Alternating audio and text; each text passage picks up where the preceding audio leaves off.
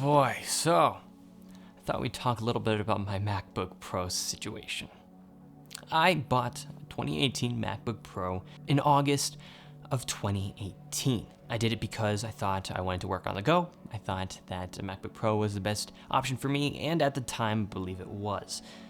But as time has gone on, and as I've had 3 repairs now, I've taken my MacBook Pro in 3 times for the same keyboard issue, I'm starting to regret my purchase. And I made a video about this a little while ago, and it actually kind of blew up. I think it's the most viewed video on my channel, which is kind of funny. But I've taken my MacBook Pro in 3 times.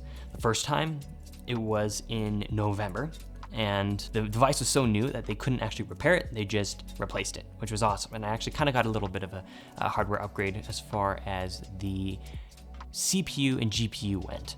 However, a few months later, I believe in March, I took it in again, and this time they didn't just replace it, they repaired it.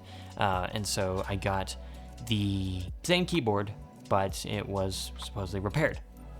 A few months go by, and I have the issue again. Now, the issue I'm talking about is a keyboard issue. It's with regards to dust getting under the keyboard and basically causing keys to kind of malfunction. They'll feel different. They'll feel kind of like, what's the word? Like they don't click the same way, and then they'll also repeat. So I'll be typing, and like I'll get 2 T's in a row, or I'll get 2 R's in a row, or sometimes the button just won't work, or the space bar. That was a big one. It would keep repeating, leaving periods everywhere, and it killed me.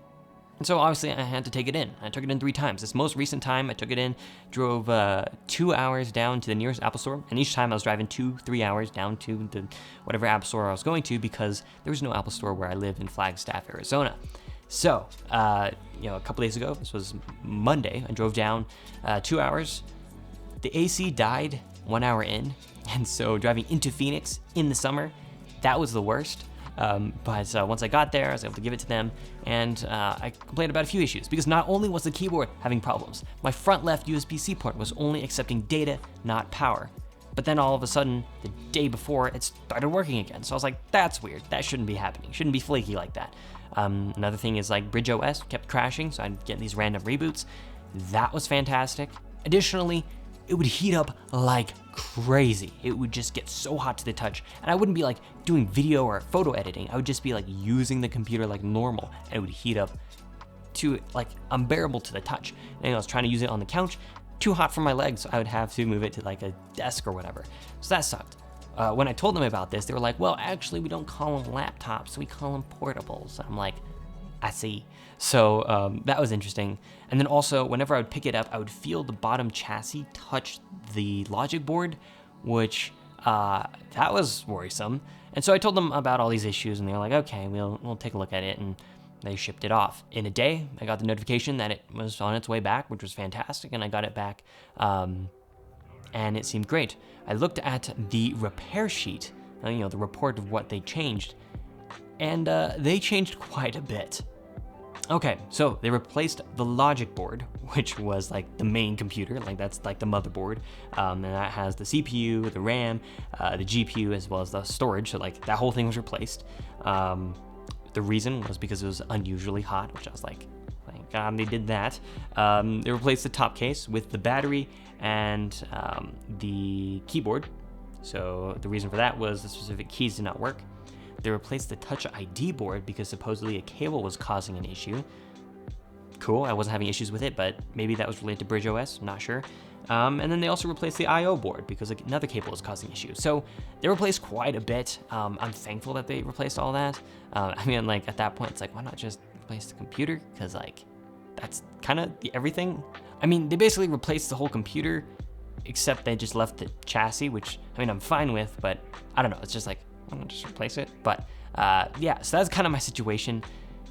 At this point, I don't really know what I'm gonna do. I'm thinking of docking it and using it almost just like a desktop tower sort of thing, and just use a monitor, wireless keyboard, and mouse, and just like pretend it's an iMac, because I'm kind of terrified to use it anywhere because of dust and crumbs and just stuff. And I don't eat over it or anything like that.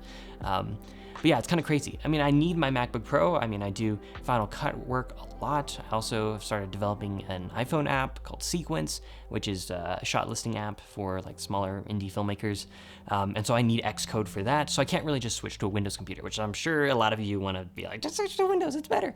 And I get, it is better in some ways, namely gaming.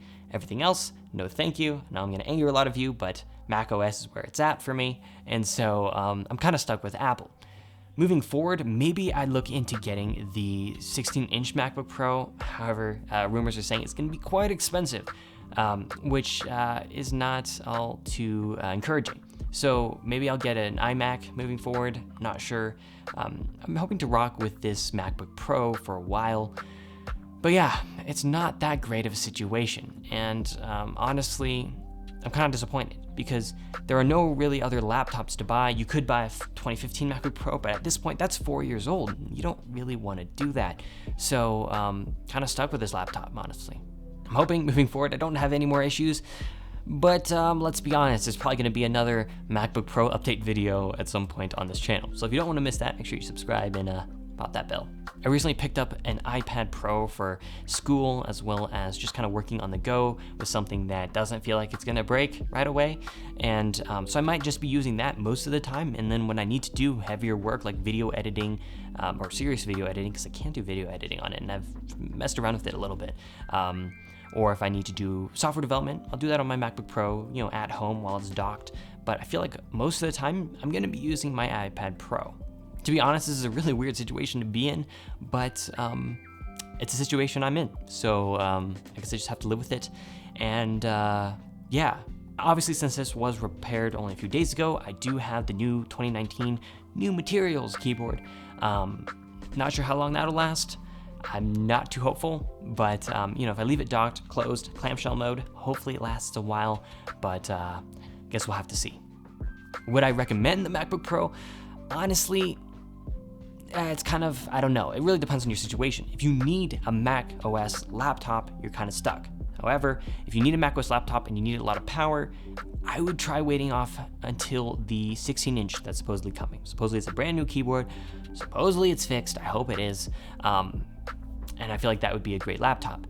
However, for most people, I feel like something like an iPad Pro or even cheaper MacBooks, I feel like those are a great option for most people. Most people don't need the power of the MacBook Pros, so I would steer clear of them if at all possible. A funny story, after I got the MacBook Pro back yesterday actually, and I was restoring it with Time Machine, it literally took all day. I got it at like 9 o'clock, and I think it was 8 o'clock when it finally finished restoring. At one point it said it was gonna take 234 hours or whatever. Thankfully it didn't take that long, but it might as well have taken that long because it was like the entire day, which was quite a while. It was about 300 gigabytes of stuff that it had to bring back in, but it took unusually long, and sometimes it would speed up to like 12 megabytes per second and then go back down to like 2, and it just killed me. But thankfully I was able to get some work done on my iPad Pro as well as my Windows gaming machine, which it's not great for work, but it got the job done. Well, that's it. Thanks so much for watching. If you liked this video and found it helpful or interesting in any way, hit that like button. If you like cinematic filmmaking, photography, and apparently MacBook Pro complaining videos, hit that subscribe button and pop that bell. Thanks, and I'll see y'all later.